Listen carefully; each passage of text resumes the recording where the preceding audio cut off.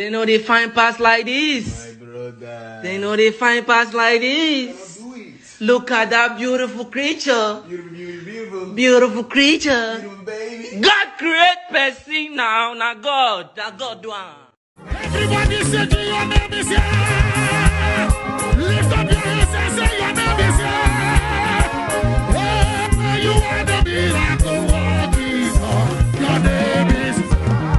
Everybody lift. My name is Asi Darling, and channel is called Asi Darling because I'm such a darling. Hi guys, my name is Asi Darling, and I'm also known as Asi Darling. So I just turned 33, and this is 33 questions for man. There's 5 words to describe me. The first one will be intelligent, because you all know your girl. I have high IQ. The second one will be I'm a nice person. I like to pursue the happy things. The third one would be I'm a go-getter. Like I see somebody that is always exploring new things. The fourth one would be that I'm funny. I have some jokes with all that though. I have some jokes. The fifth one, darling. That's like being nice, right? But no, the fifth one is I'm a good person. I think that, yeah, I think I'm a good person. I know I'm a good person. I just turned 33. 3 is my lucky number. I studied petroleum engineering in the university. I attended the University of Port Harcourt. Uniport. Greatest Baba. Greatest Baba. Right now, I'll take YouTube because I've been doing 31 days back-to-back content. This is 29 and today's content is uploading. So I'll say YouTube, but basically it's always business. I spend so much time researching and also my work. So yeah, sleep. I don't think I get enough sleep. It usually happens when I get to the point of discovering a new thing. So I'm so consumed with the idea of research. So most nights I sleep by 3 a.m. Terrible. My journey with event planning, I've said this story so many times. So when I finished school, petroleum engineering, oil prices were down. I got a good grade. I think I got 4 points. And my mom was like, okay, you win, there's a program, federal government program. I see, what can you do? Can you do fishing? Can you do hairdressing? What skill do you have? And I discovered that through my years in the university, I actually developed no skill apart from engineering, maths, more book. Like I didn't know anything. I didn't have any handwork, and that was when event planning came to me, and I had to do research. Thankfully, the WIN program had a list of things I was supposed to fill. So I was supposed to feel like who are you, what's your brand, what are you looking forward to, and also because we're applying to get a grant of 10 million, I had to write up a good proposal to justify that, and it helped me to get the groundwork for my business. And from there, I decided to start with my wedding, to just give it a go, and let's just say the story will go from there. The event planning from my wedding, I just went. Alright, so in the coming months, I have a couple of projects. I'm going to be kicking off my podcast. I started the Nigerian wedding planning podcast back then during COVID. So I want to kick it off, spice it, watch out, because there are lots of information coming there. We'll do a name change, a whole rebrand. And also I have a lot of community projects. I've started talking to some chiefs. I'm going back to my village, Mom's village. I'm from Okrika, so I'll be doing some projects in Okrika. I'll do it in Ibodo, and back in Port Harcourt town. I think just going back to my roots and making sure I do a lot of giving and outreach at that scale. So that's what I'm excited about. I would say kindness, just be nice. I push for kindness. Kindness to me is just being able to understand the next person. I may not be of the same religious affiliation with you, the same ethnic group, but just being kind, knowing that I don't need to understand everything, but you're here, you're human. I just have to be kind. I've gotten some of the best relationships, just not taking people on face value, but just approaching them with a certain level of kindness and It has helped me. Being the person that stretches out the act of kindness, not waiting for you, not waiting to receive, just giving it time.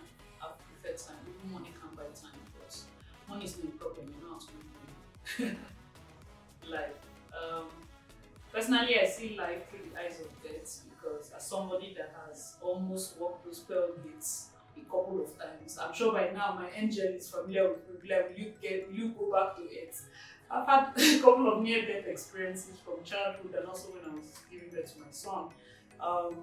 It helped me appreciate life. It helped me see life through another angle because one of those experiences, I was explaining to somebody, I said, when you're about to die, it's actually silent, you're actually just calm.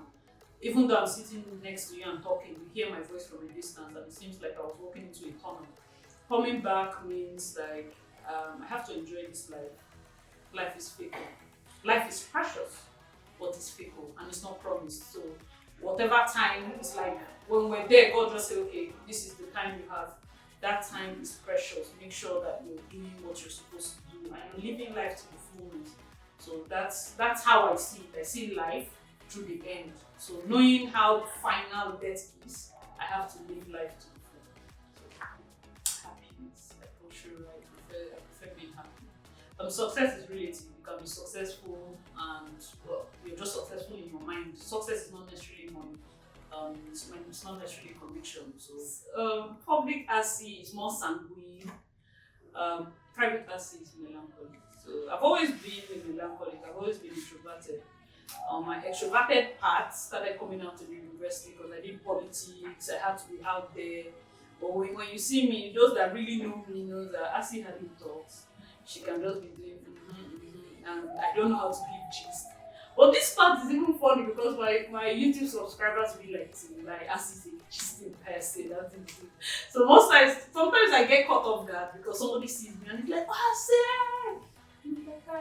And you don't even know how to correlate Asi that you see in camera. So sometimes I can go from being very happy and wanting to gist down the house to just wanting space.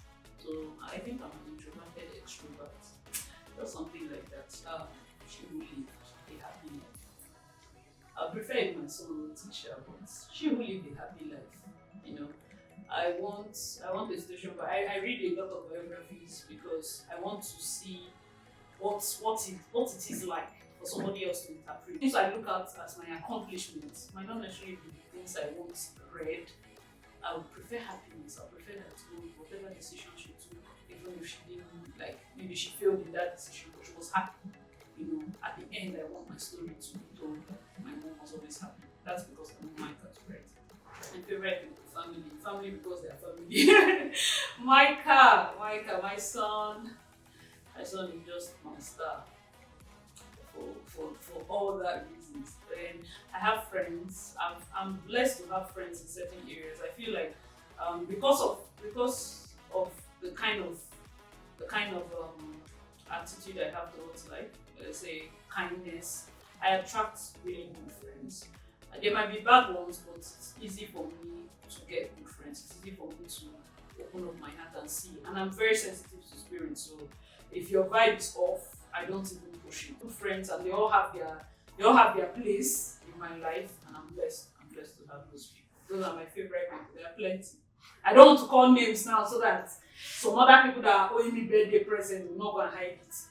I met my husband in Bocadoro back then. I don't know. I don't think it's still existing. But that was at my friend Frida's proposal. But earlier on when we started the relationship, one of the things I said was I would want to work.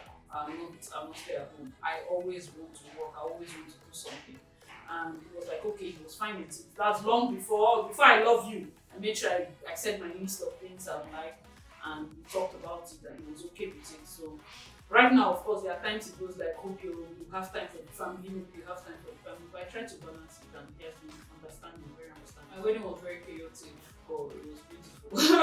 We had chaos, because there was tension from the church, there was tension from family, there was one thing or the other. I dropped a lot of weight, what would I say, 2 weeks to the wedding. I went from size 8 to a size 6. I was really tiny, my gown was big. big, and I just had different things, but I just maintained happiness, you know.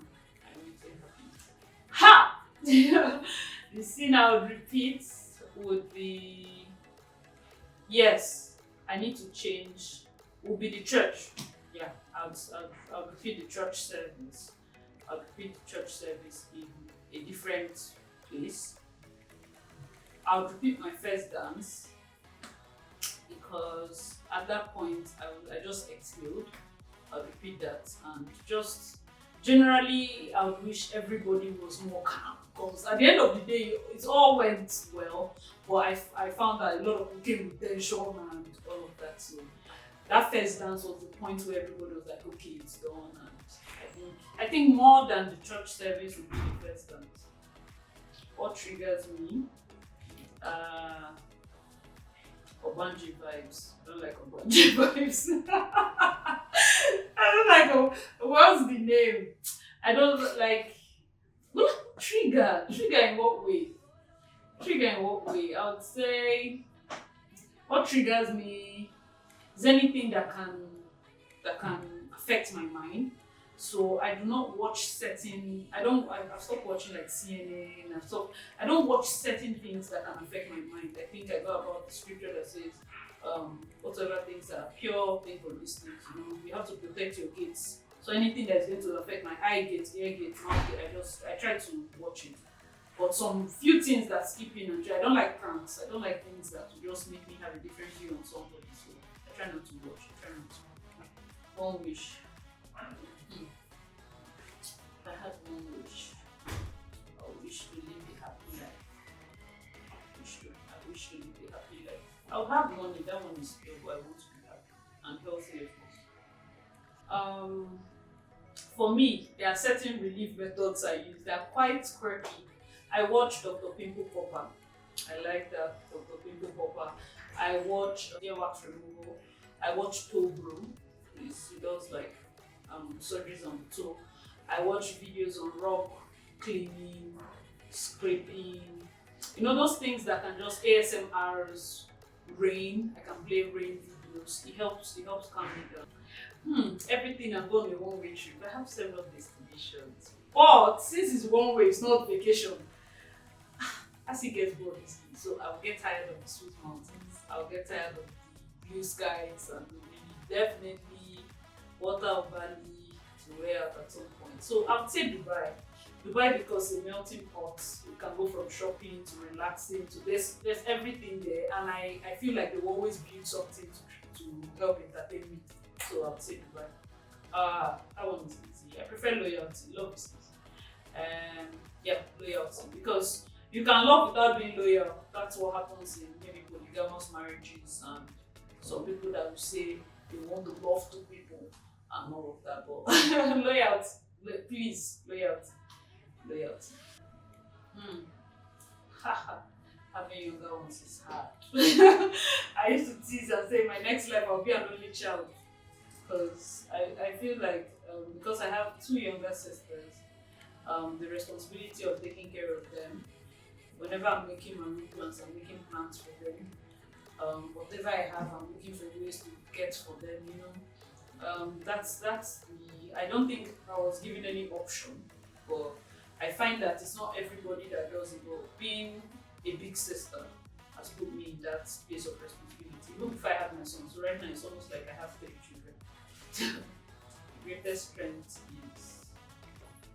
is that I'm not afraid of failure, because I can venture into anything as long as I have the passion for it. I don't even need to have the passion. As long as I like it and I feel like I can do it, I'll do it. It's just like software. I woke up and I was like, I want to do software and tech. And my husband was like, Before I know I'm in doing Python, R, and I do so well, don't mind me. Like I go highest in Python, second best in R, just like that. So because I'm not afraid that what's the worst that can happen? I will fail. It's not like it beats me. And I go into things with that kind of mindset. I end up doing well, but I've still done a couple of projects. Like when I started my MBA, after like my second, third project, I was like, I'm tired, I want to go.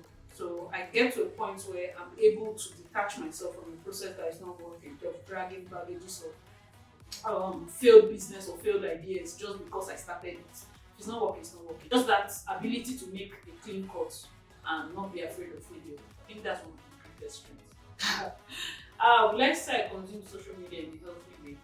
Yes, I try to, because I have social media anxiety. I think this is the first time I'm admitting it. Like my Instagram, I've not been on the post area in a while. I try to limit. You go in and bad news, bad news, bad news. It's almost like everything is just going on so fast. Right now, the only one I'm most active on is YouTube, and that's because I can tailor the kind of information I consume.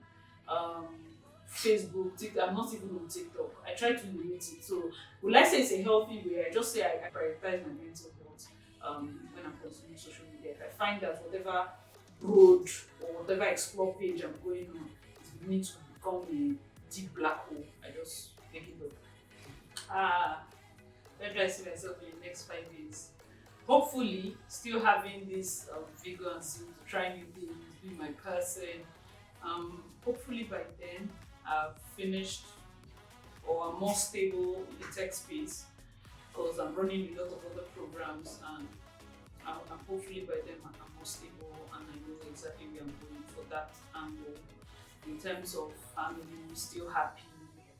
In terms of business, still flourishing and very healthy. I hope to be very healthy. But wherever I am, I hope I'm happy. And no. I would say personally, I don't consider myself a role model, and this is why. The moment you get into that space, it's a space of self-glorification. It's easy for you to get tipped off, and people are like hailing you, like the way they were hailing Herod. You get to a point and you're like, I've arrived, I don't want to do that. I find that there are certain decisions I've made, whether in business, in family, or in my new work, that people find inspiring. I would say take that business or take that model or take that decision and try to implement it.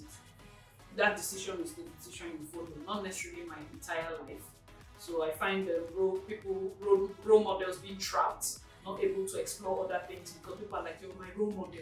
It's because of you I started this thing. You cannot even think, Asi always does different things. Like my hair, I'll be cutting it, I'll do dreads, I'll cut it here.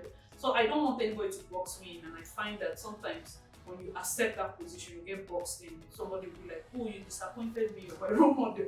And you might not even know the person. I've gotten some calls like, oh my God, you went into software, data.